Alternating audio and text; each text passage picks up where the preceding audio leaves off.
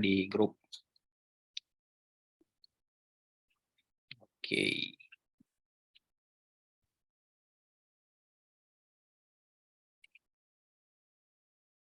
Ya, kita akan mulai pembahasannya. Jadi apa saja sebenarnya materi yang akan dibahas hari ini? Ya tentunya batasannya adalah kita hanya membahas mengenai materi pokok bahasa Inggris saja, ya, karena kebetulan itu salah satu bisa dibilang keahlian kami.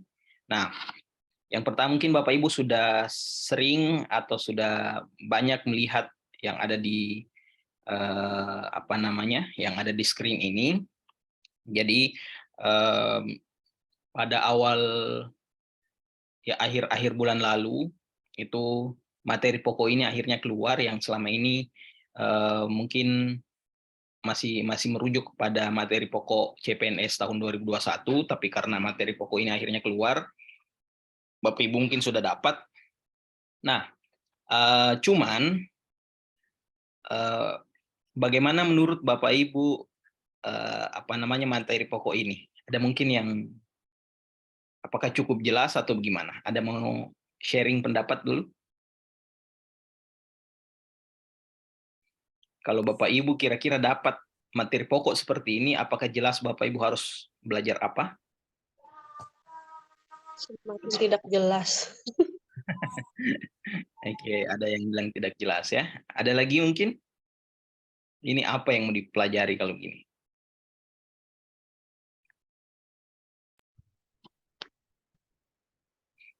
Ada yang mau sharing? Cari main idea biasanya kalau soal-soal bahasa, referral, beda ya Mas? Oke, betul ya. Sudah ada gambaran sedikit.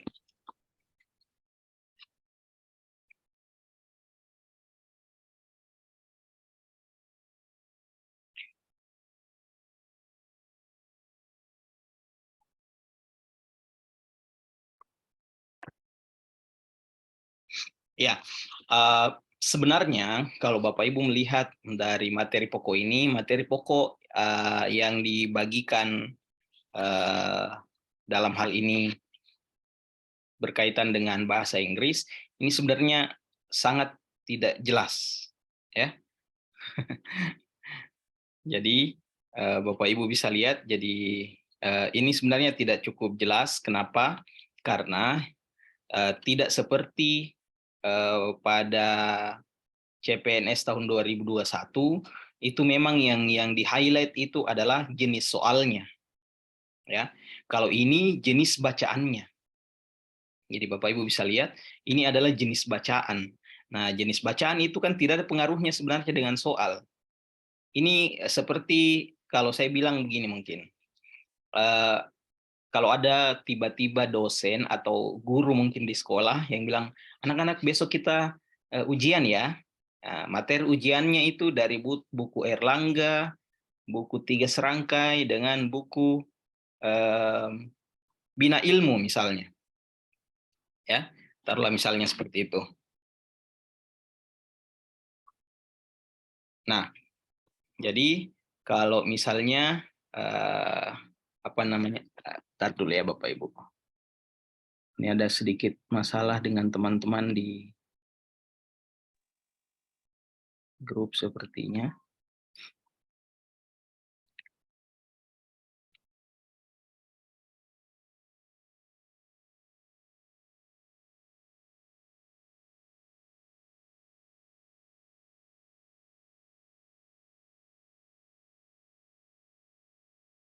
Katanya banyak yang tidak bisa join. Kenapa ya?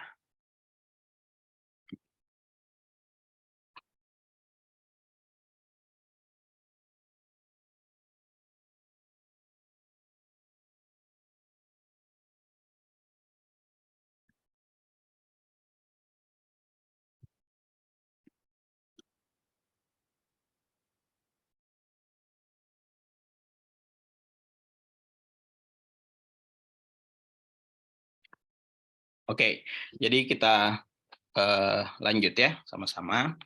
Nah, Kalau melihat lagi dari materi pokok ini sebenarnya seperti yang saya jelaskan tadi di awal, kalau sebenarnya ini tidak jelas. Tidak jelasnya kenapa? Karena yang disebutkan itu adalah sumber teksnya, bukan teksnya nanti menanyakan apa.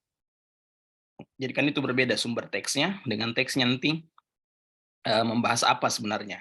Nah, kalau Bapak Ibu lihat di sini, ini hanya menyebutkan sumber teksnya. Jadi seperti yang saya bilang tadi, kalau dianalogikan ada guru yang mau memberi ujian kepada siswanya, gurunya cuma bilang begini, anak-anak besok kita ada ujian, silahkan baca buku Erlangga, buku 3 serangkai dengan buku Bina Ilmu misalnya. Nah, terus kan kita jadi bingung, mau diujikan apa nih? Karena yang diberikan hanya bahan bacaannya, ya kan? Nah, seperti ini. Jadi teks artikel ilmiah, berarti kita akan tahu nanti, oh nanti pasti teksnya berupa diambil dari artikel ilmiah. Pertanyaannya, apanya yang ditanyakan di artikel ilmiah?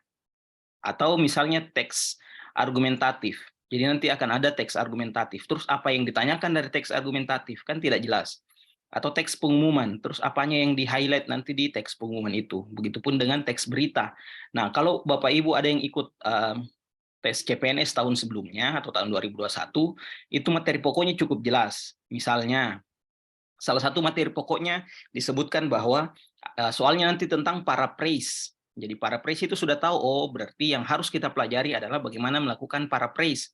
Paraphrase itu menyebutkan kembali sebuah kalimat yang dikutip. Misalnya ada satu kalimat dikutip, kemudian kita diminta paraphrase, ya mungkin Bapak Ibu pasti sudah cukup paham lah dengan paraphrase itu. Jadi gampang, akhirnya kita bisa belajar, oh nanti akan belajar tentang paraphrase misalnya. Terus di materi pokok CPNS tahun sebelumnya juga ada yang mengatakan bahwa akan ada kesimpulan yang ditarik dari teks misalnya. Jadi jelas yang perlu kita pelajari adalah bagaimana cara menarik kesimpulan dari sebuah teks. Atau juga ditanyakan tentang bagaimana penulis misalnya ya, bagaimana penulis menempatkan posisinya dalam teks tersebut. Nah, berarti jelas apa yang harus kita pelajari. Kalau seperti ini, kan tidak jelas nih apa yang mau dipelajari. Jadi hanya sumber bacaannya saja, bahwa bacaannya nanti berasal dari sini. Tapi yang ditanyakan dari bacaan itu kan tidak dijelaskan. Makanya banyak yang bingung akhirnya. Materi pokok kok bahasa Inggris ini seperti ini. Coba bandingkan Bapak Ibu dengan materi pokok bidang tes lainnya. Itu kan cukup jelas, yang mau ditanyakan itu tentang misalnya bagaimana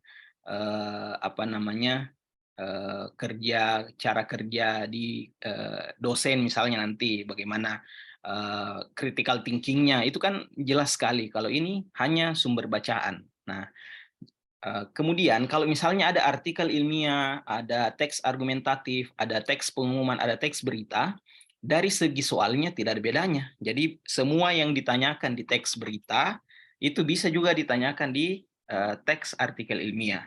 Jadi seperti itu. Nah, jadi makanya saya bilang, dan banyak teman-teman yang lain juga bilang, akhirnya kenapa materi pokok ini tidak jelas seperti itu. Jadi tidak tahu apa yang akan diujikan nantinya. Sehingga kalau Bapak Ibu lihat materi pokoknya seperti ini, maka kemungkinan soalnya ya semuanya. Semua soal yang membahas tentang kompetensi membaca dalam bahasa Inggris. Jadi akan diujikan nanti semua ini. Bagaimana kompetensi membaca teks dalam bahasa Inggris.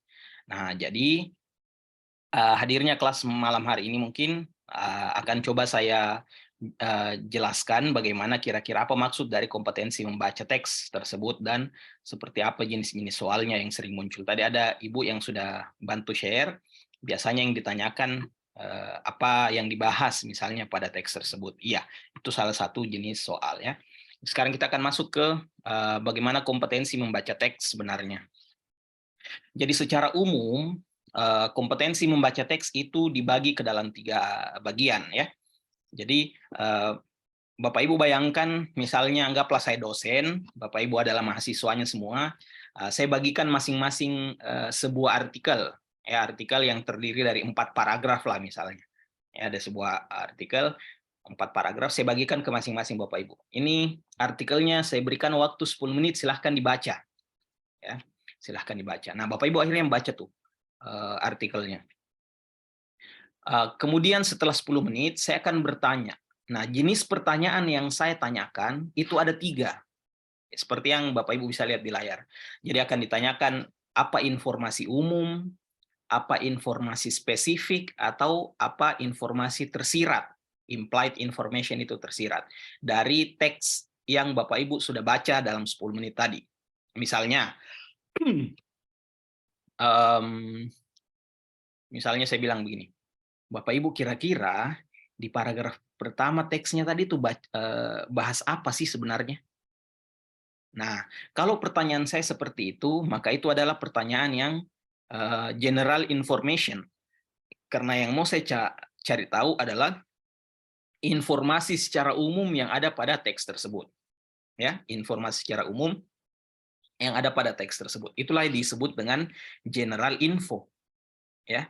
Nah, tapi bandingkan pertanyaannya, misalnya kalau saya ganti pertanyaannya menjadi Bapak Ibu, tadi di paragraf 2 itu disebutkan ada satu pernyataan yang dikeluarkan oleh, anggaplah misalnya artikelnya membahas tentang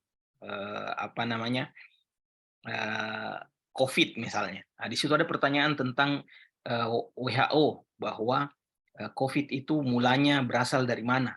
Nah, itu jenis pertanyaan seperti itu adalah spesifik karena yang ditanyakan sangat spesifik kan. Coba Bapak Ibu bandingkan dengan pertanyaan di awal tadi. Apa inti dari paragraf pertama? Itu kan lebih umum. Sementara untuk implied information adalah pertanyaan yang tersirat ya. Jadi Bapak Ibu diminta untuk menarik kesimpulan dari teks yang ada. Ya, jadi apa kira-kira kesimpulan tersirat yang Bapak Ibu bisa ambil dari teks tersebut. Nah, jadi kembali kalau ditanyakan tentang apa kompetensi membaca dalam bahasa Inggris, itu terdiri dari 3 ini. Jadi general information, specific information, atau implied information. Jadi hanya ada 3 ini. Nah, kalau Bapak Ibu sudah mengetahui ketiga ini, maka akan jauh lebih mudah nanti untuk bisa mengenali atau menjawab soal bagaimanapun model soalnya. Ya. Nah, ini yang akan kita bahas sama-sama di mungkin beberapa saat ke depan. Kita mulai dari general information ya. General information Bapak Ibu itu adalah soal yang menanyakan tentang informasi secara umum pada teksnya. Biasanya soal general information itu menanyakan tentang misalnya yang pertama, kadang di soal general information itu ditanyakan tentang apa topik ya, apa topik pada teks di atas. Nah, itu kadang ditanyakan topiknya. Atau kadang juga pada general information itu ditanyakan tentang main idea-nya. Ya, apa ide pokok. Ya. Ada ide pokok pada teks tersebut. Nah, kadang juga berupa general info juga itu adalah soal yang menanyakan tujuan dari teks. Ya. What is the purpose of the text? Misalnya, apa tujuannya teks tersebut? Ya kan, misalnya tadi teks yang Bapak Ibu sudah baca selama 10 menit ini, apa sih tujuannya itu teksnya? Kenapa penulis menulis teks tersebut? Kira-kira apa gunanya, apa tujuannya? Nah, itu soal menanyakan tentang general information ya. Kemudian yang keempat, kalau Bapak Ibu dapat soal yang menanyakan tentang summary. Ya, summary. Summary itu adalah kesimpulan ya ataupun ringkasan dari teks tersebut. Nah, seperti kan kalau tadi Bapak Ibu sudah pegang teksnya, jadi saya bertanya, apa kira-kira kesimpulan dari teks tersebut? Nah, bagi yang menjawab pasti menjawab ringkasannya kan, ringkasan apa yang dibahas di situ. Nah, itulah yang disebut dengan summary. Nah, soal-soal tipe general information ini, Bapak Ibu bisa jawab dengan menggunakan satu teknik yang mungkin Bapak Ibu juga sudah mengenalnya. Teknik itu disebut dengan teknik skimming. Ya, teknik skimming. Nah, apa itu teknik skimming? Ya, kalau ditanyakan apa itu teknik skimming, jadi teknik skimming adalah teknik skimming adalah teknik untuk mencari tahu ide pokok pada sebuah paragraf. Ya, saya ulangi, teknik skimming itu adalah teknik bagaimana mencari tahu ide pokok pada setiap paragraf. Jadi kalau misalnya teks yang saya berikan ke Bapak Ibu tadi, saya berikan ke Bapak Ibu tadi teksnya berupa 4 paragraf, ya, maka Bapak Ibu harus melakukan skimming pada 4 paragraf tersebut, mencari ada apa ide pokok pada 4 paragraf tersebut. Jadi itu kurang lebih cara melakukan skimming, ya.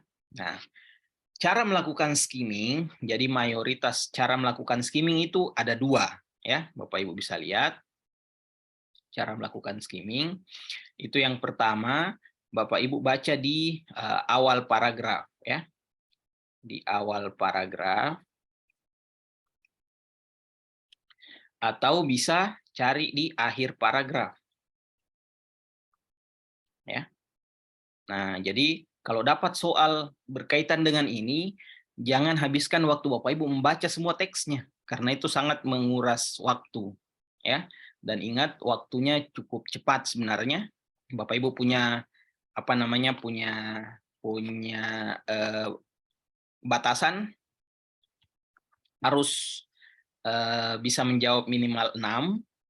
Nah, sementara waktunya cukup cepat, kayaknya hanya 20 menit. Dalam 20 soal itu dikerjakan dalam 20 menit. Nah, artinya bagaimana Bapak Ibu bisa menghemat waktu kan sebagian besarnya. Jadi, kalau dapat soal seperti ini, jenis soal seperti ini, lakukan skimming, ya. Skimming itu baca awal paragraf atau akhir paragraf. Nah, kalau misalnya Bapak Ibu sudah melakukan ini, sudah baca awal dan akhir, maka apa yang Bapak Ibu lakukan, lihat mana kira-kira dari awal paragrafnya atau akhir paragrafnya yang lebih umum, ya. Jadi untuk melakukan skimming kan itu untuk mencari ide yang umum. Kenapa? Karena ya namanya main idea pasti berkaitan dengan ide yang umum kan, idenya yang umum. Nah, kan dalam satu paragraf itu pasti ada satu terdiri dari main idea-nya. Yes, akan ada sebentar, tenang. Akan ada contoh soalnya. Nah, jadi awal paragraf dan akhir paragraf itu skimming gunanya untuk mencari ide umum. Jadi cari pernyataan mana yang lebih umum. Kalau misalnya ternyata awal paragraf yang lebih umum daripada akhir paragraf, maka ambil awal paragraf. Pun sebaliknya, kalau akhir paragraf yang lebih umum, maka ambil akhir paragraf. Ya, artinya kalau Bapak Ibu punya 4 paragraf, nantinya akan ada 4 ide umumnya kan, ada 4 main idea-nya. Tadi kan 4 paragraf nih yang teks yang saya berikan ke Bapak Ibu ya. Itu ada 4 paragraf, berarti ada 4 main idea nanti. Maka untuk mencari jawaban jenis soal yang ada di sini, topik, main idea, purpose, dan summary, adalah pilih jawaban yang paling mewakili keempat main idea yang Bapak Ibu sudah temukan tadi. Ya, kalau paragrafnya cuma 2, berarti 2 main idea yang mana paling mewakili pilihan jawabannya, itu jawabannya. Ya, nah, kira-kira sampai di sini ada pertanyaan dulu Bapak Ibu sebelum kita lihat soalnya. Saya ada yang mau ditanyakan tentang skimming, karena kalau Bapak Ibu skip di sini pasti akan susah ke depannya.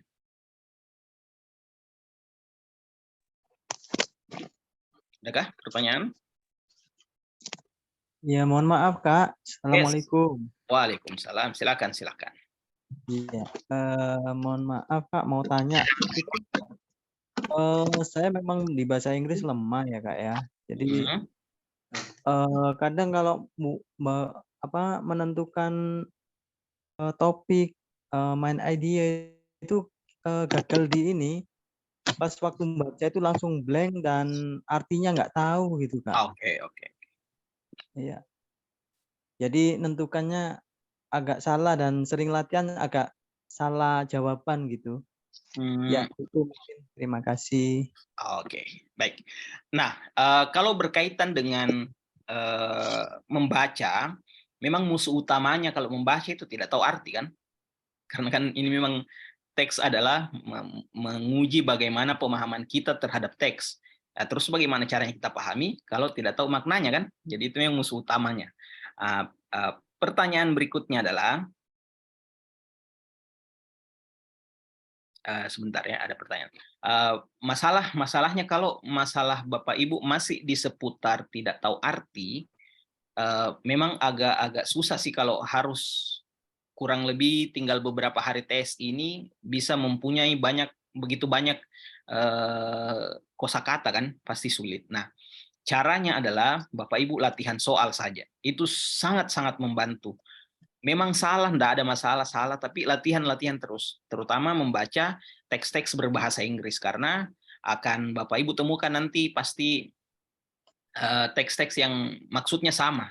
Ya, teks-teks yang maksudnya sama, kosakatanya mungkin sama. Jadi kalau Bapak Ibu tidak tahu, coba diambil kamus atau buka Google Translate, diartikan kira-kira apa maksudnya ini. Nah, dengan cara seperti itu akan tersimpan kosakata yang Bapak Ibu cari di kamus tadi itu atau cari di Google Translate tadi itu.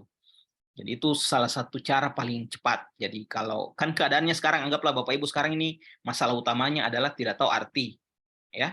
Nah, tidak tahu arti kan artinya kurang kosakata. Nah, kurang kosakata itu bukan sesuatu yang bisa disulap dalam satu malam bisa langsung banyak kosakatanya kan. Jadi kosakata itu adalah tabungan kita sejak lama. Ya, jadi tabungan kita sejak lama. Misalnya kalau kebetulan kami sudah lama berkecimpung di bahasa Inggris, ya mungkin tabungan kosakatanya cukup banyak kan, karena memang sehari-hari belajarnya itu. Nah, itu memang lama, jadi tidak bisa disulap dalam satu malam, dalam satu minggu bisa banyak kosakatanya. Jadi, tapi dengan melihat keadaan sekarang, mungkin salah satu caranya adalah ya Bapak Ibu coba saja melakukan latihan soal, mengartikan teksnya. Jadi Bapak Ibu ambil kamus, ambil Google Translate, diartikan teksnya, oh ini maksudnya, ini maksudnya. Jadi dengan seperti itu cepat perbendaharaan kosakatanya Bapak Ibu dan akan nempel ya. Nanti kita akan lihat sama-sama di sini. Jadi ada pertanyaan juga dengan Ibu Siti. Misalnya ada 4 paragraf, berarti kita fokus ke awal dan akhir kalimat di masing-masing paragraf. Iya, betul sekali. Jadi intinya adalah jenis soal yang 4 ini dijawab dengan skimming ya. Jadi alur berpikirnya begini. Dapat 4 jenis soal ini. Maka yang Bapak Ibu langsung pikirkan adalah, oh saya harus skimming. Skimming itu apa sih? Skimming itu mencari ide umum atau mencari main idea, ide pokok pada paragraf. Pertanyaannya, terus di mana saya cari? Ya dicari di awal paragraf atau akhir paragraf. Ya, awal paragraf atau akhir paragraf. Mungkin Bapak Ibu kan, ya Bapak Ibu rata-rata mungkin sudah berpengalaman kan mengajar. Nah, dalam menulis sebuah paragraf kan kita tahu, terutama mungkin Bapak Ibu yang di jurusan bahasa Indonesia mungkin, kan paragraf itu ada namanya deduktif atau induktif kan? Ada paragraf yang intinya di awal, ada paragraf yang intinya di akhir. Intinya, dalam satu paragraf itu pasti hanya satu main idenya. Sisa kalimat yang lain itu adalah kalimat pendukung. Ya kan? Jadi kalau Bapak Ibu membuka sebuah teks, mau menulis misalnya, nah Bapak Ibu kan sudah tahu, oh saya mau menulis tentang belajar online lah misalnya. Efektivitas belajar online selama pandemi, itu tulisan yang Bapak Ibu mau buat. Nah, Bapak Ibu berencana membuatnya dalam 4 paragraf. Pasti Bapak Ibu sebelum melakukan menulis, Bapak Ibu menuliskan dulu kira-kira apa ya yang mau saya bahas. Kan begitu kan? Bilang apa sih sebenarnya yang mau saya bahas di sini. Jadi misalnya, oh paragraf pertama saya mau bahas definisinya. Paragraf kedua saya mau bahas apa positif efeknya dari belajar online. Paragraf ketiga apa sih negatif efeknya. Terus paragraf keempat kesimpulan saya. Itu kan main idenya. Bapak Ibu akhirnya punya 4 main idea. Maka di paragraf pertama tadi Bapak Ibu fokus apa sih menjelaskan online learning itu apa misalnya. Nah, jadi seperti itu ya. Nah, kita akan lihat ke soalnya langsung ya. Misalnya ada soal seperti ini Bapak Ibu. Mungkin ada yang pernah lihat soalnya juga atau seperti apa. Nah, kita lihat sama-sama. Ini kan ada 2 paragraf nih. Jadi ada paragraf pertama, ini ada paragraf kedua. Berarti akan ada 2 main idea dari sini. Maka yang Bapak Ibu lakukan adalah mencari si main idea itu. Apakah ada di sini? Kan kalimat awal nih. Sampai di sini. Ya kan? Nah, langsung dilanjut nih. Kebetulan kalimatnya cuma ada 2. Atau dari sini. Sampai ke sini. Nah, di paragraf kedua, mulai dari sini. Sampai ke sini. Ya. Nah, kemudian langsung dilanjut lagi nih, apakah kalimat keduanya yang menjadi main idea-nya sampai ke sini. Nah, sekarang kita kita uji yang mana kira-kira pernyataan yang lebih umum, ya, yang mana pernyataan. Ya, bagaimana cara mengetahui soal ini general, spesifik, atau implied? Nah, ada kalau soal tentang main idea itu ada passage mainly discussed, nanti akan diberikan. Sebentar akan saya perkenalkan mungkin. Iya, jadi ada kadang ditulis main idea, what is the main idea, what is the subject of the text, what is the main point of the text, ya. Intinya yang ditanyakan apa intinya teks tersebut. Ya, nanti kalau Bapak Ibu rajin mengerjakan soal kelihatan itu seperti apa jenisnya, ya. Jadi sebentar kita akan jawab. Nah, ini kan kalau diartikan sama-sama, lagi-lagi kalau masalahnya masih mengartikan Bapak Ibu hanya kurang mengerjakan soal, ya, itu jawabannya. Saya tidak tahu artinya, berarti masalahnya Bapak Ibu kurang latihan soal. Berarti kalau ada yang masih bermasalah dengan arti, jawabannya adalah rajin mengerjakan soal. Itu saja, ya. Karena kalau menghafal kosakata misalnya 10 satu hari itu sangat sia-sia. Ya, sangat sia-sia. Jadi mending langsung praktek dengan mengerjakan soal. Ini kan disebutkan di sini kalau badai umumnya muncul di North Atlantic dari Mei sampai November. Ya kan, badai umumnya muncul di North Atlantic dari Mei sampai November. Dan puncak dari badai tersebut ada di bulan September. Jadi antara Mei dan November, tapi puncaknya biasa di bulan September.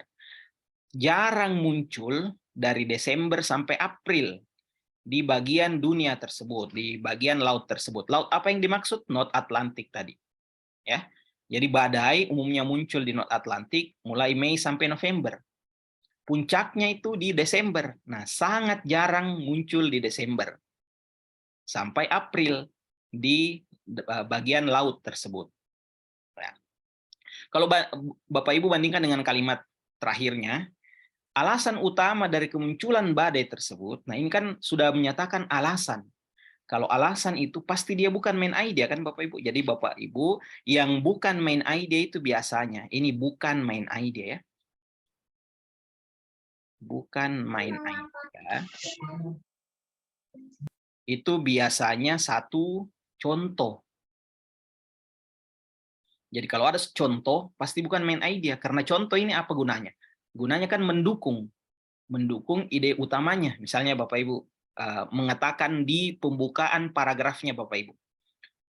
Belajar online jauh lebih efektif ya jika dilakukan menggunakan Zoom daripada menggunakan Google Meet. Contoh misalnya paragrafnya Bapak Ibu seperti itu. Nah, maka kalimat yang hadir setelahnya adalah kalimat yang memberikan contoh, memberikan alasan, memberikan opini, yang mana itu mendukung main idea yang Bapak Ibu sudah sebutkan tadi. Jadi kalau dia contoh bukan main idea. Atau kalau dia alasan, reason, dia bukan main idea. Ya. Nah, itu. Jadi kalau Bapak Ibu lihat di sini, alasan utama kemunculan badai pada periode tersebut, nah, disebutkan periode tersebut berarti ada yang disebutkan sebelumnya kan, sehingga main idenya di awal, ya. Jadi Bapak Ibu sudah punya main idenya di awal, bahwa badai umumnya muncul di North Atlantic dari bulan Mei sampai November. Puncaknya di bulan September, sementara jarang muncul di Desember sampai April. Jelas ya. Sekarang paragraf kedua. Of the tropical storm that occurs each year in North Atlantic, dari semua badai yang muncul setiap tahunnya di North Atlantic, jadi lagi-lagi masih membahas badai di North Atlantic ini, hanya sekitar 5 ya yang cukup kuat untuk disebut hurricane. Ya, dari semua badai yang muncul di sana setiap tahunnya, berarti antara Mei dan November itu kan, hanya sekitar 5 yang cukup kuat disebut hurricane. Ini kembali lagi ke budaya ya, karena kalau di bahasa Indonesia kita hanya mengenal satu istilah badai ya, mau badainya bagaimanapun ya disebut badai saja. Kenapa? Karena di Indonesia jarang terjadi. Kalau di North Atlantic terutama, mereka punya banyak kosakata untuk menggambarkan badai ya. Jadi boleh storms, boleh juga hurricane, ya, boleh typhoon, dan seterusnya. Oke. Nah, sekarang Bapak Ibu sudah punya 2 main idea kan? Jadi sudah punya 2 main idea. Apa main idea di paragraf pertama? Bahwa hurricane itu atau badai itu muncul di Mei sampai November. Puncaknya di bulan September dan jarang muncul di Desember sampai April. Paragraf kedua, dari badai-badai yang muncul di sana setiap tahunnya, hanya sekitar 5 on average, rata-rata, yang cukup kuat disebut hurricane. Nah, sehingga untuk mencari jawaban soal seperti ini, harus berupa jawaban yang mewakili 2 main idea tersebut. Ya, harus berupa jawaban yang mewakili kedua main idea tersebut. Kalau ada pilihan jawaban yang tidak diwakili oleh satu paragraf saja, tidak boleh dipilih. Ya, saya ulangi. Jadi kalau ada pilihan jawaban yang tidak tergambarkan oleh satu paragraf saja, tidak boleh dipilih. Oke, misalnya kita lihat satu-satu. A, berapa banyak hurricane muncul setiap tahun? Ada dibahas di atas ini? Ada. Di paragraf keberapa? Di paragraf kedua kan? Ini. Jumlahnya kan ditanyakan berapa banyak badai muncul setiap tahunnya? 5. Nah, pertanyaannya, ada tidak disebut di paragraf pertama jumlahnya?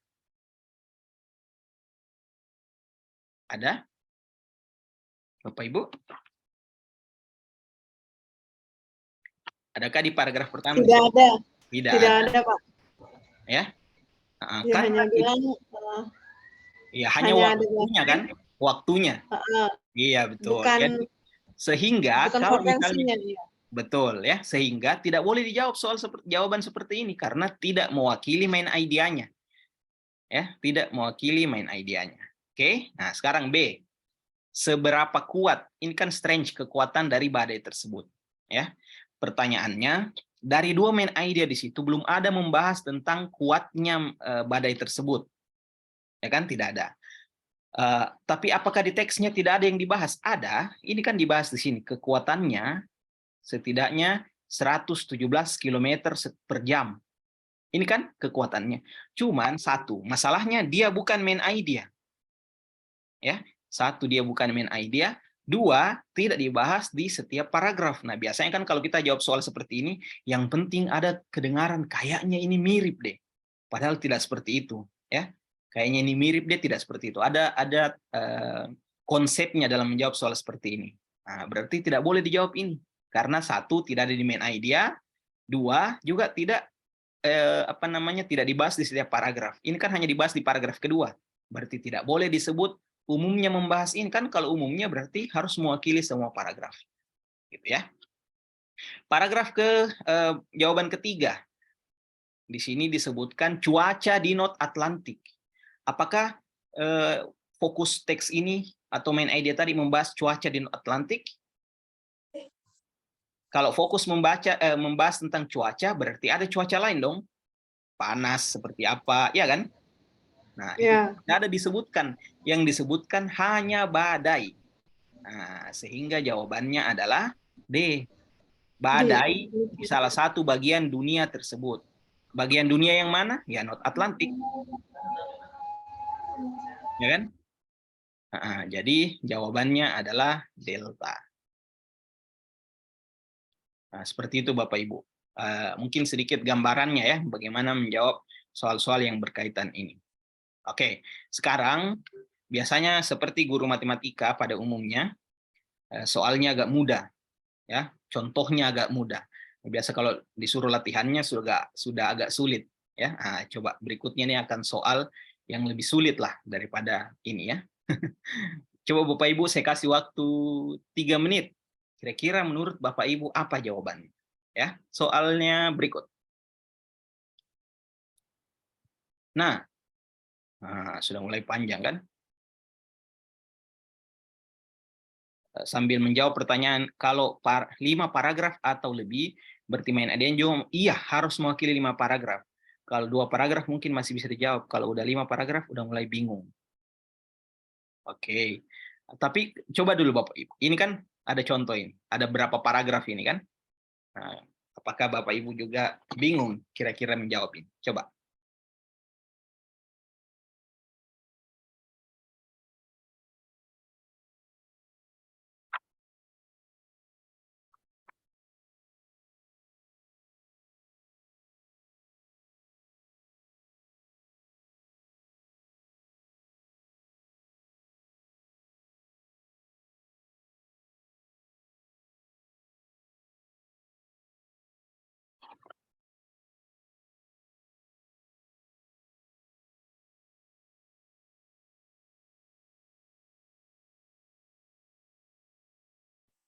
Pokoknya jawab saja Bapak Ibu kira-kira jawabannya apa. Tidak ada masalah salah. Di sinilah tempatnya Bapak Ibu salah dulu ya. Ada masalah salah. That's okay.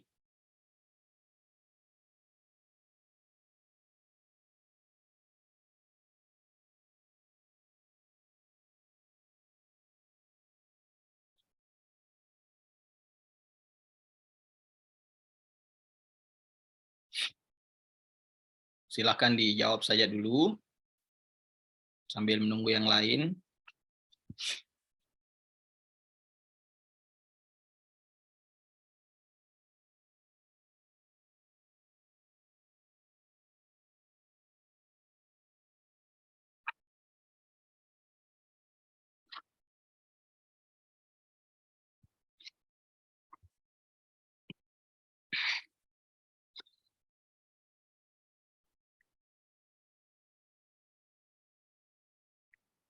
Oke, kita bahas ya.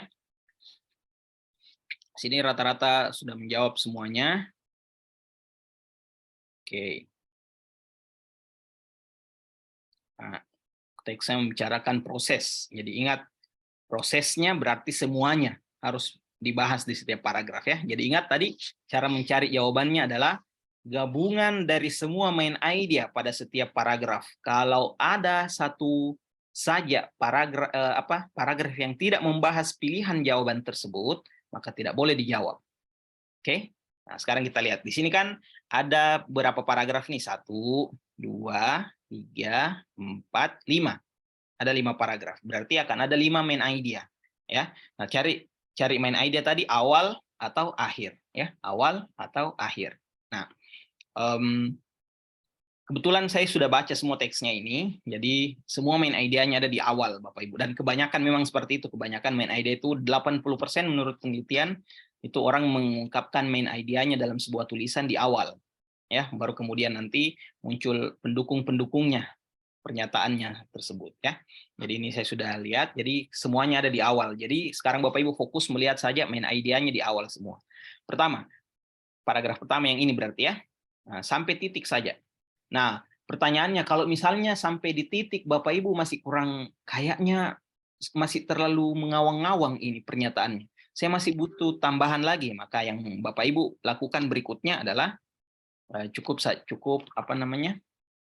Cukup tambah satu kalimat, ya. Boleh Bapak Ibu tambah satu kalimat untuk mendukung, untuk lebih yakin lah, misalnya seperti itu. Oke, sekarang proses dari global warming dan destructive nature of wildfires. Nah, ini maksudnya proses terhadap global warming dan kerusakan alam akibat kebakaran. Ya, saya ulangi, proses dari global warming dan kerusakan alam karena kebakaran have created deadly cycle. Ya, sudah membuat apa namanya? Rantai setan, ya. In which one constantly contributes to another, yang mana keduanya saling berkaitan, ya. Jadi ada dua ini katanya. Jadi global warming 1 dengan kebakaran hutan 2, keduanya ini sudah seperti deadly cycle atau lingkaran kematian yang saling berkontribusi. Kurang lebih kan pernyataannya begitu ya. Kebakaran alam, kalau Bapak Ibu kembali ke definisi dari deadly cycle kan saling berkaitan kan, di sini disebut contributes to the other. Jadi kebakaran itu memicu terjadinya global warming memicu terjadinya kebakaran, kan begitu ya logika berpikirnya. Jadi sudah kelihatan nih bahwa ada dua, global warming dan kebakaran, itu dia seperti lingkaran setan yang mana saling berkaitan. Oke, itu main idea paragraf pertama. Sekarang paragraf kedua. Yang di sini berarti meningkatnya kebakaran hutan now be seen as a factor which contributes to global warming. Meningkatnya kebakaran hutan dianggap sebagai faktor yang berkontribusi terhadap global warming. Jadi lagi-lagi yang dibahas adalah kebakaran hutan, ya, punya kontribusi terhadap terjadinya global warming. Itu paragraf 2. Paragraf ketiga. Global warming is a process which have been occurring for years and whose effect have been more intensively felt by all living creature. Jadi global warming itu adalah proses yang muncul selama bertahun-tahun dan efeknya itu bisa mengenai segala macam makhluk hidup. Ya, segala macam makhluk hidup. Nah, kalau Bapak Ibu merasa masih kurang, boleh ditambah. Forest fires have also been recorded for years. Nah, begitupun dengan forest fire atau kebakaran hutan. Kebakaran hutan juga sudah bertahun-tahun. Global warming sudah bertahun-tahun dan semua kena dampaknya. Semua makhluk hidup kena dampaknya. Forest fire have also been recorded for years. Ya, begitu pula dengan kebakaran hutan. Oke? Lanjut. Jadi masih ada hubungan ini selalu, ya. Global warming, kebakaran hutan. Paragraf berikutnya. Some experts who care about global warming say the solution must be start at home. Nah, beberapa ahli mengatakan bahwa solusi dari global warming itu harus dimulai dari rumah. Bukan intinya, ya. Nah, paragraf terakhir, leadership from ordinary people is what it will take to fight against global warming. Nah, dukungan dari orang-orang biasa atau kepemimpinan dari orang biasa adalah yang dibutuhkan untuk bisa memerangi si global warming tersebut. Ya, oke. Nah, sekarang kita lihat pilihan jawabannya. Nah, setelah saya jelaskan, apakah Bapak Ibu tetap dengan jawabannya yang tadi atau mau diubah? Coba kalau diubah, diubah kemana? Kalau tetap yang tadi, tidak ada masalah juga, ya. Ayo, kira-kira. Oke.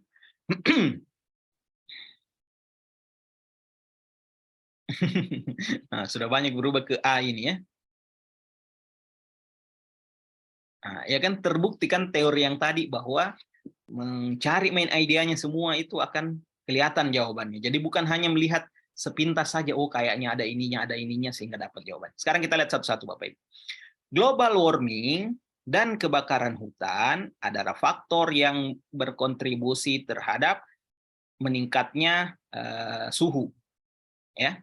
Nah, boleh disimpan dulu, ya. Sepertinya mewakili keseluruhan ini. Oke. Paragraf kedua. Proses dari global warming, oke, masih sampai sini aman, dan kerusakan alam. Nah, kerusakan alamnya di sini kan terlalu umum, Bapak Ibu. Ya kan? Sementara teksnya yang membahas itu kerusakan alam dari segi kebakaran hutan. Kan bisa juga kerusakan alam itu banjir, bencana alam, tsunami, itu kan kerusakan alam juga. Tapi apakah itu dibahas di atas? Nah, terlalu umum. Iya, betul. Jadi ada tadi, destructive nature itu terlalu umum, Bapak Ibu. Nah, caranya adalah Bapak Ibu juga kalau dapat soal seperti ini, jangan pilih pilihan jawaban yang too general, terlalu umum. Ya, jadi kalau destructive nature, kerusakan alamnya di sini berarti bisa membahas semuanya kan di atas. Apakah semuanya kerusakan alam dibahas di atas? Kan tidak. Jadi yang dibahas di sini adalah global warming dengan kebakaran hutan saja. Berarti yang jadi masalah ini sebenarnya. Ya, sehingga jawaban Bravo bisa disalahkan. Ya. Nah, jadi tidak ada masalah Bapak Ibu yang salah, tidak ada masalah, ya. Karena ini sudah membentuk logika berpikirnya Ibu. Di salah satu salah satu penelitian di pengajaran itu ada yang disebut dengan pitfalls. Pitfalls itu adalah sesuatu yang kita anggap kayaknya itu deh jawabannya, padahal bukan itu. Nah, begitu dibenarkan akhirnya oh iya ya, harusnya saya ke sini tadi. Nah, supaya tidak pitfall lagi, tidak jatuh lagi ke tempat jawaban tersebut, ya. Jadi jelas destructive nature tidak bisa dijawab karena tidak mewakili, karena terlalu umum. Apa destructive nature-nya itu apa? Ya kan? C, home solution to anticipate rising. Home solution ini apa? Ya kan? Nah, adapun home hanya dibahas di paragraf ke sini kan tadi, home di paragraf keempat kan? Nah, jadi tidak mewakili semua paragraf, salah. The greenhouse effect, apakah ada tadi Bapak Ibu baca greenhouse? Di atas memang ada greenhouse. Tapi ingat Bapak Ibu, dia bukan main idea. Jangan cari jawaban di luar main idea. Saya ulangi, jangan Jangan cari jawaban di luar main idea. Oke? Nah, salah. Efek dari global warming, nah, apakah cuman ada efek tadi global warming terhadap human civilization? Mungkin ada disebutkan. Tapi adakah di main idea? Kan tidak ada. Ya, nah, sehingga jawabannya adalah alfa. Oke, Bapak Ibu. Kurang lebih seperti itu ya. Nah, kemudian kalau misalnya Bapak Ibu sudah melakukan sudah melakukan skimming, sudah melakukan skimming, maka Bapak Ibu nanti kalau ujian juga kan biasanya misalnya ya, kita belum tahu soalnya seperti apa. Kalau tahun lalu sih soalnya ada yang satu teks 2 paragraf ya. Ada yang satu teks satu soal saja. Nah, dan seterusnya. Nah, kalau misalnya ternyata nanti Bapak Ibu dapat satu teks dan ternyata soalnya ada 3 atau 4, Bapak Ibu jangan langsung menjawab mulai nomor 1 ya nanti. Jadi di scan dulu semua, cari dulu ke belakang semua, lihat jenis soalnya. Oh, jenis soalnya ini. Nah, kalau misalnya ternyata ada soal, ada kan tadi 4 soal ya. Saya kembali dulu. Ini kan semua soal yang menanyakan tentang general info, yang sama-sama dijawab dengan skimming. Nah, Bapak Ibu kan sudah melakukan skimming tadi. Ada soal tentang main idea atau topik. Ternyata di soal berikutnya ada soal yang menanyakan tentang purpose. Maka Bapak Ibu ya tidak perlu lagi melakukan skimming, kan sudah melakukan skimming tadi. Sisa langsung memilih jawabannya. Nah, ini soalnya contoh. Silahkan Bapak Ibu dijawab, Bapak Ibu sudah tahu apa intinya, langsung jawab saja. Kira-kira apa jawaban?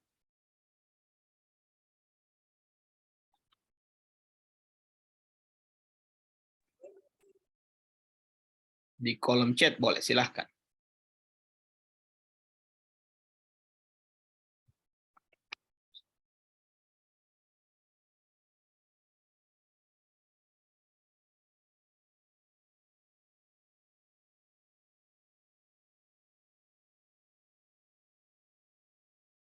Coba sekali lagi harus mewakili keseluruhan paragraf yang tadi.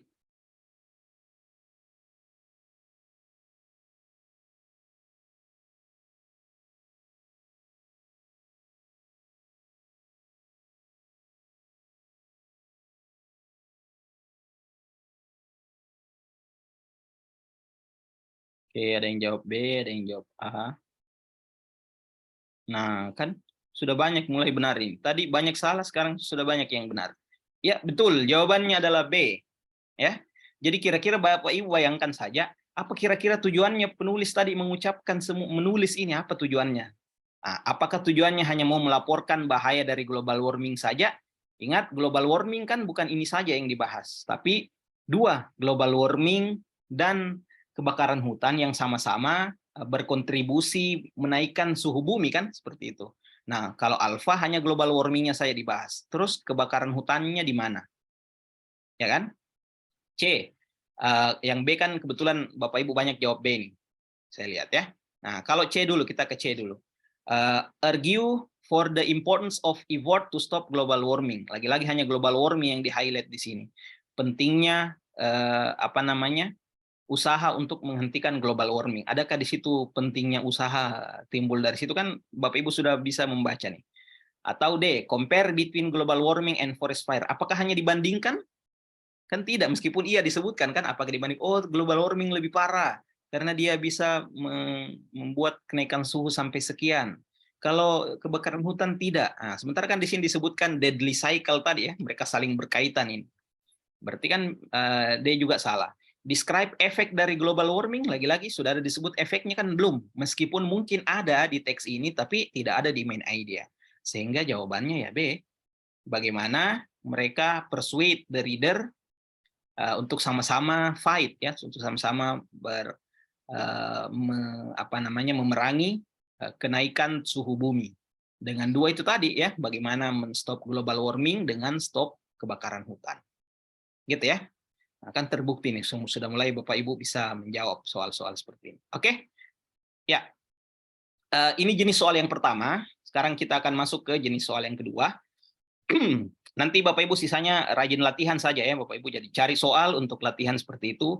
Mau bagaimanapun Bapak Ibu soalnya dibuat nanti, kalau Bapak Ibu tahu melakukan skimming dan tahu membedakan, oh soal ini pasti general info. Oh soal ini pasti specific info. Oh soal ini pasti implied info.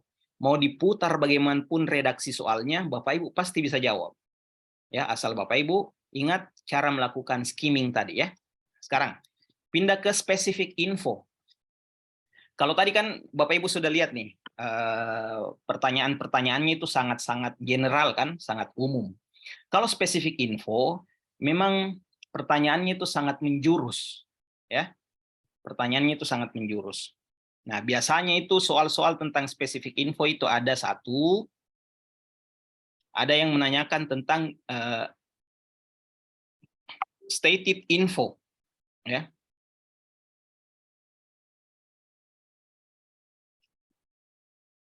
Stated info. Apa maksudnya stated info, Bapak Ibu? Informasinya stated. Stated itu maksudnya disebutkan di teks. Nah, makanya ini spesifik info salah satu jenis soal yang cukup mudah. Jadi Bapak, karena jawabannya stated, disebutkan di teks. Ya, jadi mudah karena disebutkan di teks. Nah, ingat Bapak Ibu, apa tadi di awal saya bilang jangan langsung mulai menjawab dari nomor 1 sampai nomor 20 nanti soalnya. Tapi di-scan dulu Bapak Ibu. Kan kalau ujian itu bisa di-skip ke belakang kan. Bapak Ibu lihat dulu, cari yang lebih mudah karena ingat soalnya susah dan soalnya mudah nilainya tetap sama 5, ya. Mau soalnya gampang jawabannya, mau soalnya susah didapat jawabannya, sama-sama poinnya 5.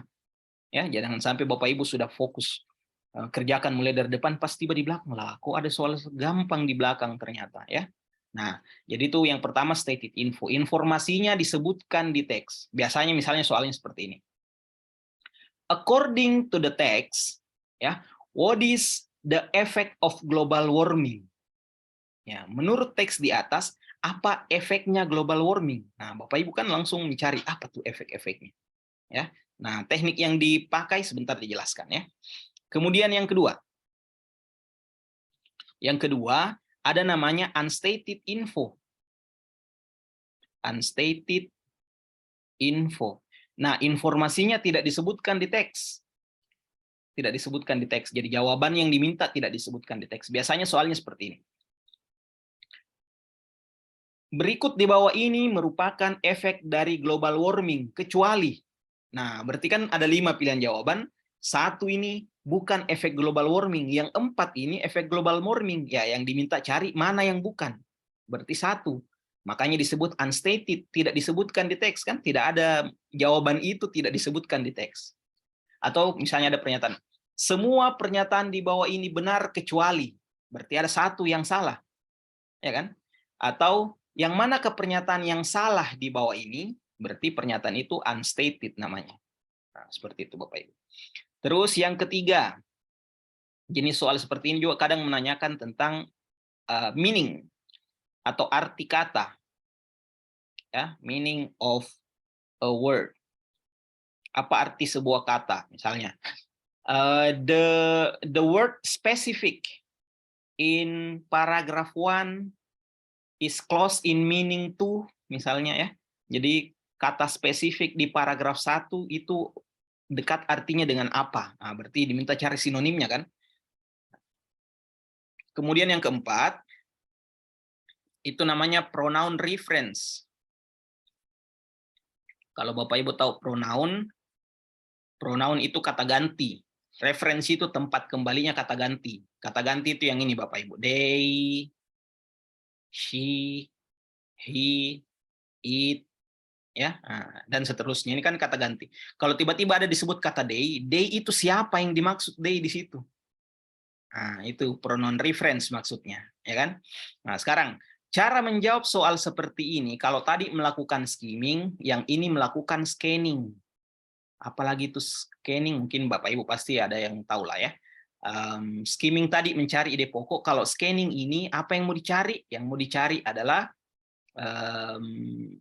kata kunci, keyword. Ya.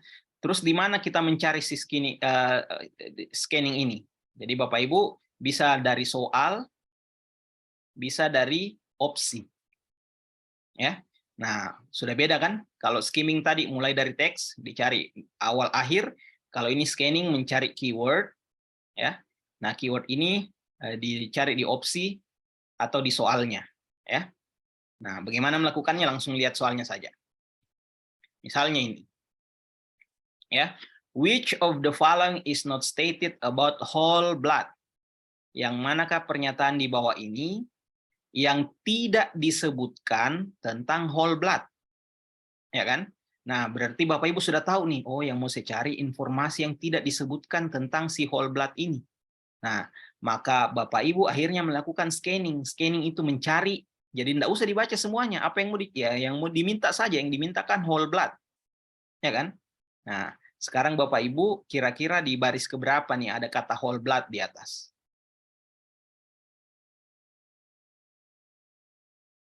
Di baris keberapa? Baris Terakhir. Ada di sini ya? ketiga. Baris ketiga. Ini ya. Oke, nah sudah dapat nih whole blood. Jadi yang ditanyakan adalah pernyataan di bawah ini not stated, yang tidak disebutkan tentang whole blood. Ya, nah sudah dapat whole blood. Jadi Bapak Ibu soal seperti ini sudah dibatasi bahwa cari di sini saya jawabannya, jangan baca semuanya, cari intinya. Nah, ini Bapak Ibu sudah melakukan scanning tadi. Scanning itu adalah mencari yang dibutuhkan saja. Oke, nah sekarang diuji opsinya masing-masing. Sudah dari soal kan? Sekarang opsinya katanya berbeda dari plasma. Nah, plasma differ in several important ways from whole blood. Ya, jadi berbeda dengan beberapa cara dengan whole blood. Nah, berbeda kan? Berarti pernyataan ini stated, disebutkan. Karena dia stated maka salah, karena yang dicari adalah yang not stated. Kan gitu ya? Nah, pernyataannya benar. 2, whole blood katanya cannot be dried. Ya, first of all, plasma can be mixed for all donors and doesn't have to be from the right blood group. Ya, seperti whole blood does. Kalau whole blood does itu harus dari segrupnya, ya kan? In addition, plasma can be dried and stored. Ya, katanya kalau plasma itu bisa di dried dan di stored. Bapak Ibu tidak usah tahu apa artinya itu dried dan store. Pokoknya menurut ini tidak bisa di dried dan store. Sementara whole blood tidak bisa. Nah, di sini kan cannot be dried, berarti pernyataan ini stated, sehingga salah. Ya kan? Karena yang lagi-lagi mau dicari adalah not stated. Oke? Lanjut. It is impossible, tidak mungkin to keep it in storage for a long time. Tidak mungkin bisa disimpan selama waktu yang lama kan? Nah, sekarang di sini dia bilang plasma can be dried and stored, while whole blood cannot. Berarti dia tidak bisa di-store, tidak bisa disimpan. Ya kan? Sehingga pernyataan ini tidak disebutkan. Di atas, it is clear, colorless liquid. Ya, katanya clear and colorless liquid.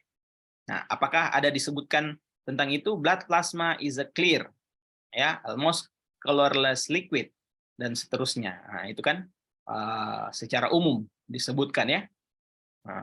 White cell have been removed, Vidisus transfusion dan seterusnya. Blood more and the components dan seterusnya. Gitu ya. Jadi sudah dapat jawaban. Lagi-lagi soal ini gampang ya. Nah, sekarang kita pindah ke soal berikutnya. Sekarang Bapak Ibu latihan. Kira-kira jawabannya ini apa? Nah, soalnya masih sama kayak tadi. Teksnya maksudnya.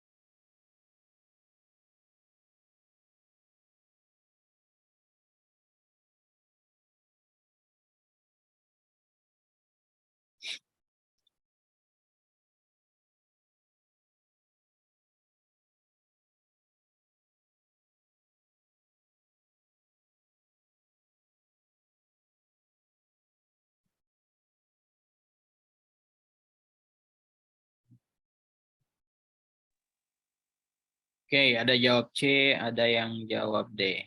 Ya, jadi memang ini dibutuhkan ketelitian dalam melakukan scanning tadi. Oke, sekarang kita lihat ya. Dapat soal seperti ini ada exam-examnya. Oh, ingat langsung, saya harus melakukan scanning ya.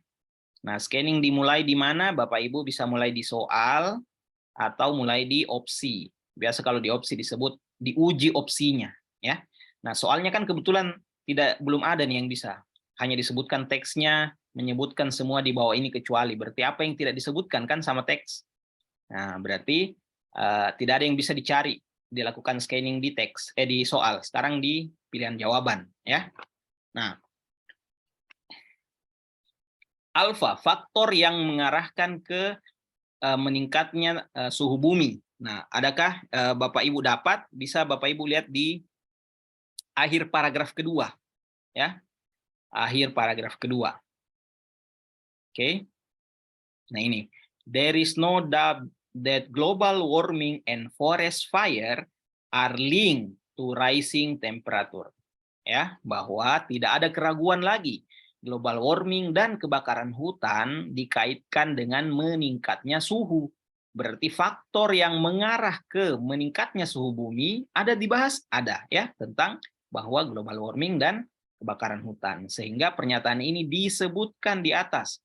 Yang dimintakan di sini kecuali, berarti yang tidak disebutkan ya. Oke, sekarang lanjut paragraf kedua. Bapak Ibu kan kalau kurang tahu artinya kira-kira apa ya? Oh, solusi terhadap global warming misalnya, ya. Nah, Bapak Ibu bisa lihat di awal paragraf keempat. Ya. Di awal paragraf keempat di sini. Some expert who care about global warming say the solution-nya harus mulai dari rumah. Berarti ada disebutkan kan? Berarti pernyataan ini benar. Benar maka salah karena yang dicari exact. Ya.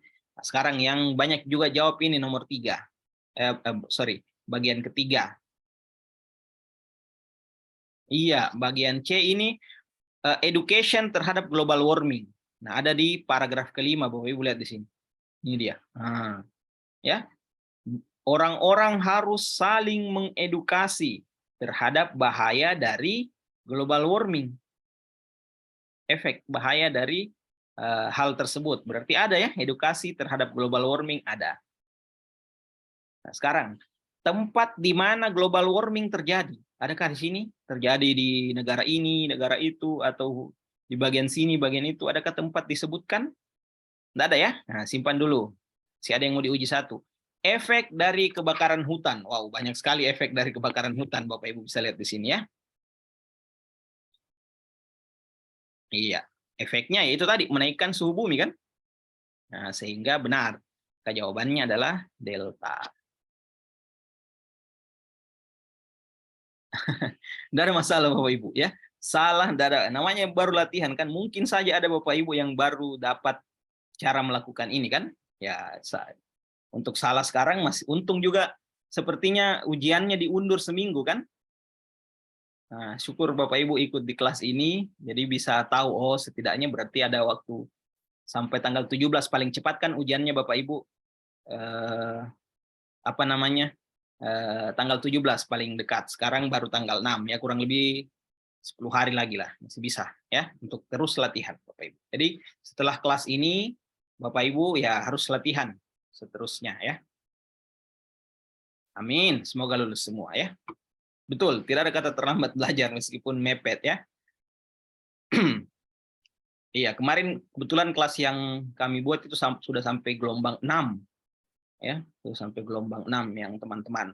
Karena kebetulan saya lihat kenapa kami buat kelas gratis ini sebenarnya karena masih banyak nih yang bingung, tidak punya referensi belajar dari bahasa Inggris kan. Jadi oke lah, karena kemarin sudah ramai yang ikut, sudah ada 6 gelombang. Kayaknya yang ikut kelas kami kemarin ada 400-an orang, Bapak Ibu yang sudah ikut. Jadi mereka sekarang lagi fokus mengerjakan soal karena materinya mereka sudah punya. Nah, sekarang mereka fokus cari soal dan diteruskan lagi. Tidak ditambahkan lagi Kak. Nanti mungkin sebentar ada info kalau ini. Kita fokus dulu ini ya. Oke deh, berikutnya lanjut. Soal lagi. Nah, pronoun they di baris terakhir paragraf ketiga. Baris terakhir paragraf ketiga. Mana tuh? Ini paragraf 1, paragraf 2, paragraf. Ini dia. Nah, ini ya berarti. Nah, apa yang dimaksud dengan day di sini? Nah, sekarang Bapak Ibu cari. Apa itu day di sini?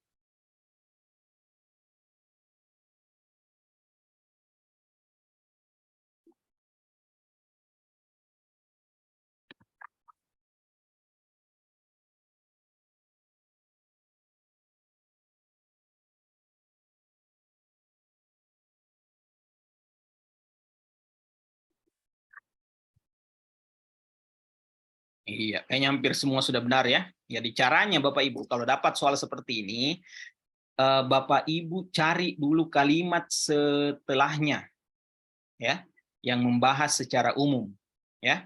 Jadi ini kan kalimatnya dimulai dari sini, ya kan? Berakhir di sini. Pertanyaannya kan D ini yang mana? Nah, pasti jawabannya tidak jauh dari situ Bapak Ibu. Jadi yang dilakukan adalah scanning. Scanning itu mencari yang Bapak Ibu butuhkan kan?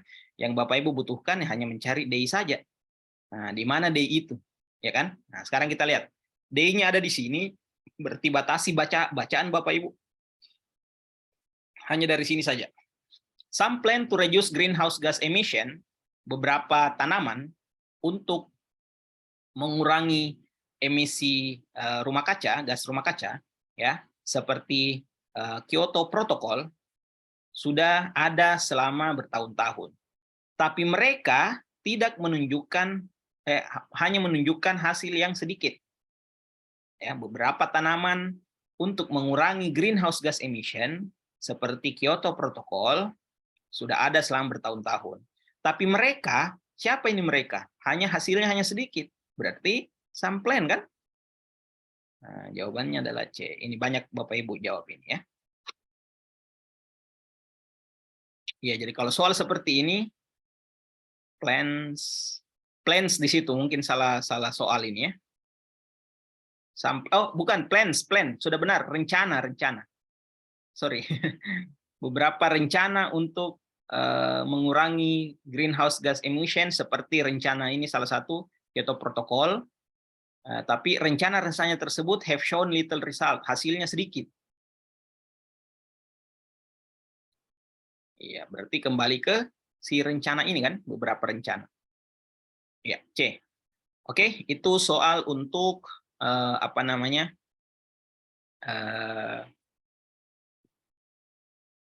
Specific info. Oke, sekarang jenis soal terakhir. Namanya implied information. Nah, inilah juga salah satu soal yang cukup sulit. Ya. Jadi Bapak Ibu kalau dapat nanti, kalau sudah mengenali jenis soal semuanya, Bapak Ibu ya kalau ada pilihan soal ini dan bukan soal ini, jangan pilih soal ini kan? Karena lagi-lagi ya betul, implied itu tersirat. Namanya saya tersirat, bagaimana caranya Bapak Ibu bisa menjawab soal yang tersirat kalau Bapak Ibu tidak paham yang tersurat, iya kan? Jadi harus tahu dulu apa nih yang dibahas, apa tersuratnya. Baru Bapak Ibu bisa menarik kesimpulan dengan melakukan apa namanya? Soal-soal dengan tersirat ini. Sekarang kita lihat sama-sama. Nah, apa itu implied info? Jenis soalnya itu satu, ada namanya inference. Inference ini menarik kesimpulan secara tersirat. Ya.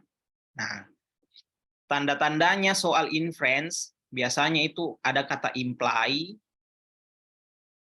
atau ada kata infer. Dua kata ini selalu muncul kalau soal inference ya. Jadi ada kata imply, ada soal infer. Oke. Yang kedua, jenis soal implied information juga ada yang namanya coherence. Ya, coherence. Nah, coherence ini banyak jenisnya.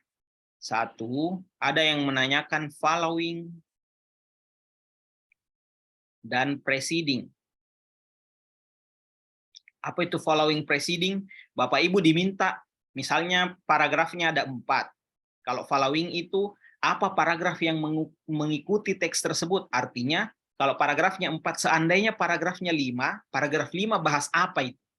Kan kalian, Bapak Ibu diminta menebak ya, kira-kira apa sih yang dibahas di situ? Kalau preceding, tadi paragrafnya ada 4, Bapak Ibu diminta menebak seandainya ada paragraf sebelum teks ini bahas apa. Nah, itu kan sangat-sangat tersirat kan, karena tidak ada jawabannya di teks. Betul-betul Bapak Ibu diminta menebak. Ya. Nah, kalau imply atau infer ini menarik kesimpulan tersirat, kesimpulannya itu tidak disebutkan di teks.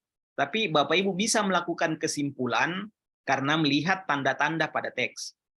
Sederhananya saya biasa kasih kasih analogi begini. Bapak Ibu misalnya punya tetangga seorang nenek tua ya, tetangganya. Setiap Bapak Ibu mau keluar ke kampus mengajar, setiap pagi selalu nenek tersebut menyapu di depan rumahnya. Bapak Ibu keluar hari Senin, ada nenek tersebut menyapu depan rumahnya. Keluar lagi mau mengajar hari Selasa, si nenek itu ada lagi menyapu depan rumahnya. Bapak Ibu keluar lagi hari Kamis, si nenek tersebut ada lagi di depan rumahnya. Begitu Bapak Ibu keluar hari Jumat, si nenek tidak ada. Nah, pasti Bapak Ibu bertanya, loh, si nenek di sebelah ini mana ya? Padahal tiap hari dia selalu muncul menyapu di depan rumahnya setiap saya mau keluar rumah. Nah, maka Bapak Ibu melakukan inference, ya, menarik sebuah kesimpulan. Bapak Ibu tidak tahu informasinya secara pasti, tapi ada kesimpulan yang Bapak Ibu tahu dengan ada informasi yang mendukung. Apa informasi mendukung? Setiap paginya dia selalu ada di situ menyapu. Kok hari ini tidak ada? Maka inference yang Bapak Ibu lakukan adalah, oh sepertinya nenek di sebelah ini sakit. Nah, dari mana Bapak Ibu tahu kalau dia sakit? Apakah ada tertulis di teksnya kalau kalau si nenek itu sakit? Kan tidak ada. Tapi ada tanda-tanda di teksnya yang Bapak Ibu bisa mengarahkan kesimpulannya ke sana. Tanda-tanda itu tadi adalah ya dia selalu muncul setiap hari, kok hari ini tidak. Itu logika berpikir inference seperti itu. Nanti akan kita lihat soalnya. Following preceding tadi itu ya. Jadi seandainya paragrafnya ditambahkan di bawahnya, apa yang dibahas itu following. Seandainya ada paragraf sebelum teks tersebut, apa kira-kira yang dibahas. Soal coherence berikutnya ada namanya organization of idea. Organization of idea. Ya, organization of idea. Nah, apa itu organization of idea? Bagaimana penulis itu menyusun kalimatnya. Penulis bagaimana menyusun teksnya. Misalnya, di paragraf pertama dia paparkan contohnya. Di paragraf kedua dia paparkan hasilnya. Ya. Atau kadang juga penulis ini menyebutkan opini di paragraf pertama dan membantah opini tersebut dengan opini lain di paragraf kedua. Berarti dia kontraskan. Ya, itu maksudnya organisasi idenya. Bapak Ibu pasti biasa kan menulis semuanya. Nah, Bapak Ibu kan tergantung nih mau menulis apa. Ada yang menulis contoh dulu semua, kemudian apa hasilnya, ada definisi dulu, baru kemudian ada contohnya. Nah, itu maksudnya organisasi of idea. Ya, nah, kan tidak ada sebenarnya itu di teks. Cuman bagaimana Bapak Ibu bisa cari tahu ya dengan memahami info-info yang ada pada teks. Itu coherence. Yang ketiga, soal coherence juga ada yang disebut dengan irrelevant. Ya, mana kalimat yang tidak relevan? Misalnya biasanya soal-soal irrelevant itu setiap satu kalimat ada nomornya di depan. Nomor 1, terus kalimatnya. Terus nomor 2, terus kalimatnya. Terus nomor 3, terus kalimatnya. Nanti ditanyakan mana dari kalimat ini yang tidak nyambung. Nah, bagaimana caranya Bapak Ibu tahu? Nah, Bapak Ibu harus cari tahu dulu main idenya kan? Dan main idea itu harus didukung sama semua kalimat lain di paragraf tersebut. Kalau ada satu kalimat yang tidak mendukung main idea, maka dia disebut irrelevant atau kalimatnya tidak relevan. Ya. Nah, itu soal tentang implied info. Yang ketiga, saya tulis di sini saja, ada namanya paraphrase.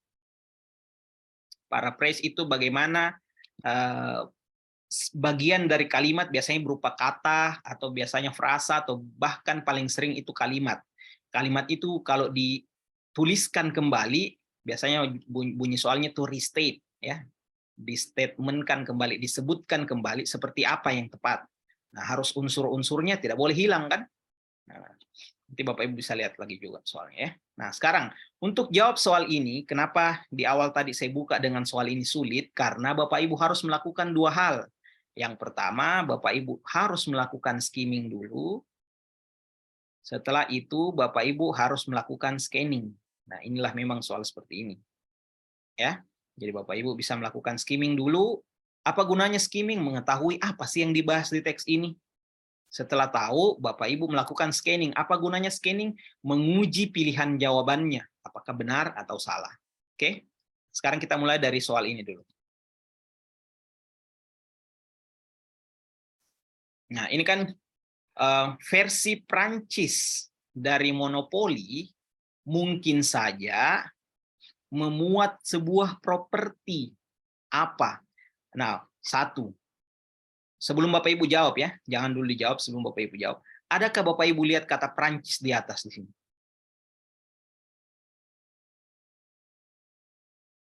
Ada? Adakah yang menemukan kata Prancis di atas ini? Di teks ini. Kata ini French. Kalau ada di baris keberapa?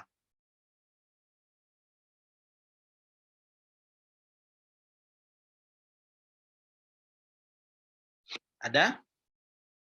Tidak ada kan? Nah, jadi versi Prancis, kata Prancis di atas tidak ada. Nah, sementara itu yang ditanyakan. Nah, terus bagaimana cara jawabnya? Ya kan? Nah, caranya adalah yaitu Bapak Ibu. Ini mungkin gampang karena Bapak Ibu tahu lah, kalau Prancis ya pasti Eiffel Tower kan? Ya, gampang. Nah, tapi kenapa bisa mengarah ke sana jawabannya? Misalnya kan ini karena konteksnya Bapak Ibu tahu. Nah, ini juga untungnya kalau Bapak Ibu dapat soal nanti yang teksnya keilmuannya Bapak Ibu, wah, menang besar Bapak Ibu ya, karena tahu. Walaupun tidak tahu semua artinya, tapi tahu karena tahu background knowledge-nya, tahu ilmu dari teks tersebut, aman ya. Nah, seperti soal ini contohnya. Tapi kalau background knowledge-nya tidak tahu apa sih yang dibahas, saya tahu artinya tapi saya tidak tahu apa yang dibahas di situ. Misalnya pernah ada soal yang membahas tentang ini.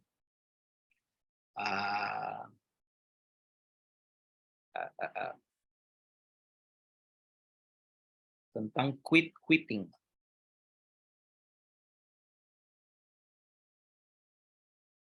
Nah, kira-kira apa ini Bapak Ibu? Kalau melihat ada kata quitting, itu apa kira-kira menurut Bapak Ibu? Teksnya membahas tentang ini.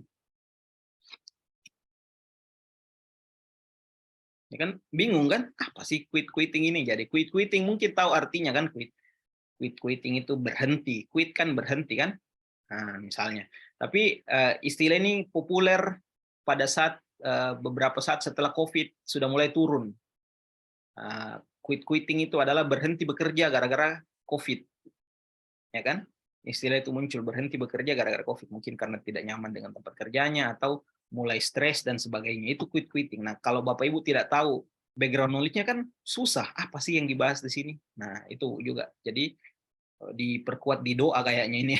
Semoga semua teks yang muncul nanti ya Bapak Ibu familiar dengan temanya ya.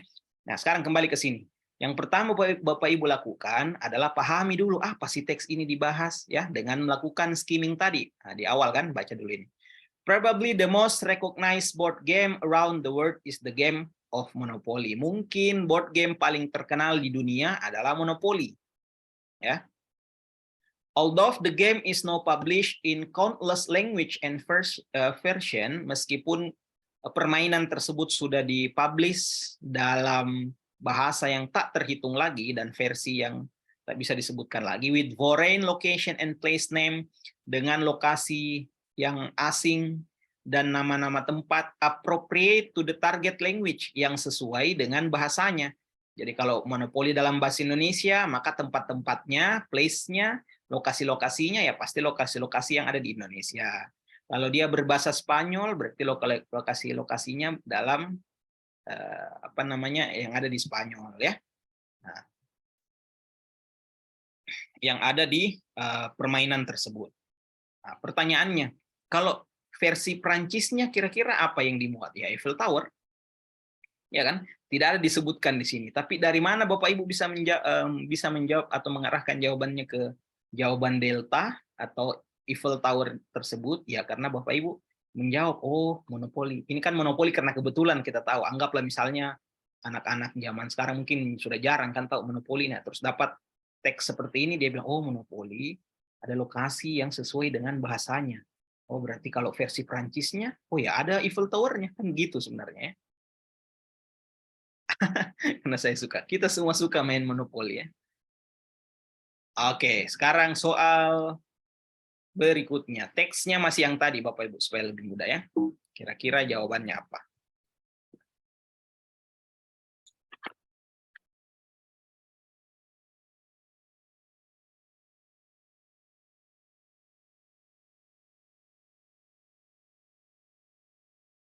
Silahkan dicari dulu Bapak Ibu. Jangan buru-buru, dicari. Dilihat baik-baik.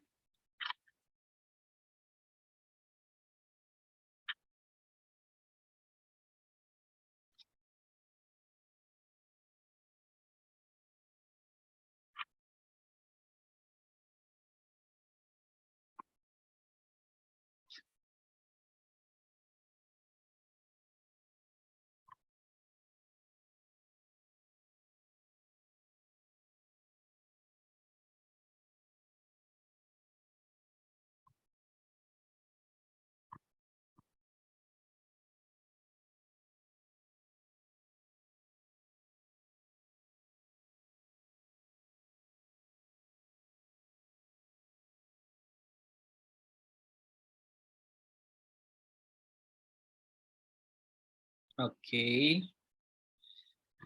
Adakah jawaban lain? 1 menit lagi, coba dicek lagi.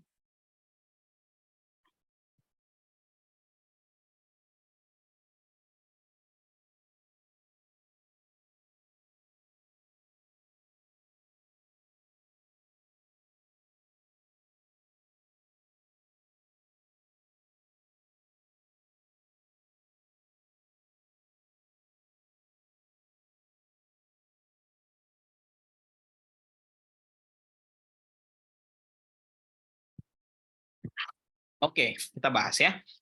Nah, berikutnya adalah, ini yang ditanyakan adalah infer ya. Implied, kan ada tadi kata infer atau implied-nya.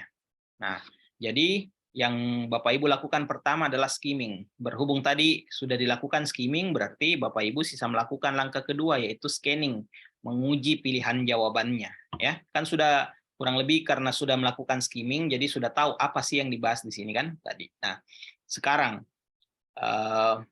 diuji jawabannya satu-satu. A, orang-orang dapat dengan nyaman tinggal di tempat yang sangat panas. Nah, ini kan tanpa melihat teks pun, ya orang pasti sudah menarik kesimpulan. Cuman ingat, jangan Bapak Ibu bawa pemahaman umum di luar ke dalam teks. Ya, jadi harus betul-betul sesuai teks. Kalau ada di teksnya yang memang menyebutkan kalau orang nyaman tinggal di tempat yang panas, harus diikuti. Ya, kenapa? Karena menurut teks. Ya, nah, jadi jangan langsung ambil logika berpikir kayak, masa sih orang nyaman hidup di di tempat yang sangat panas? Iya, itu menurut pemikiran di luar, ya kan? Tapi siapa tahu teksnya menyatakan demikian. Jadi harus tetap diuji, ya. Nah, kebetulan di sini memang tidak ada, ya, tidak ada orang dikatakan ini. Kalaupun ya Bapak Ibu bisa melihat tadi kan, kenapa harus diperangi si global warming yang bisa mengakibatkan naiknya suhu kan? Kenapa mau diperangi? Ya karena itu tadi, supaya orang bisa nyaman tinggal di sana. Sehingga pernyataan alfa salah. B, sejumlah ilmuwan tentang global warming meningkat setiap tahun. Di mana ada kata ilmuwan di sini tadi, expert. Ya. Nah, di sini dikatakan beberapa ahli tentang yang peduli terhadap global warming mengatakan solusinya harus mulai dari rumah. Nah, apakah dari pernyataan ini bisa ditarik kesimpulan kalau jumlah ilmuwan global warming meningkat setiap tahun? Kan tidak ada kan? Tidak ada bahasa ininya, mungkin tidak ada dasar hukum di teksnya yang bisa kita jadikan rujukan kan? Nah, oke, sehingga jawabannya ya salah. Oke. Yang ketiga atau C, ya, naiknya suhu bumi hanya bisa dihentikan oleh para ahli yang intelijen. Ahli lagi-lagi disebutkan di sini. Ahlinya bilang solusinya harus dimulai dari rumah. Artinya harus dimulai dari semua orang kan? Maksudnya harus dimulai dari rumah ya semua orang.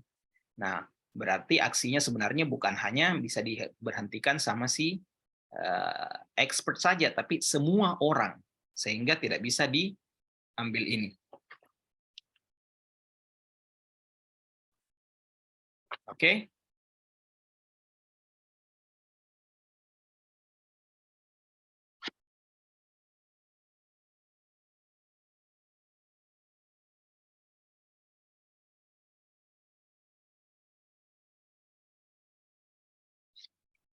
Oke, lanjut ya. D.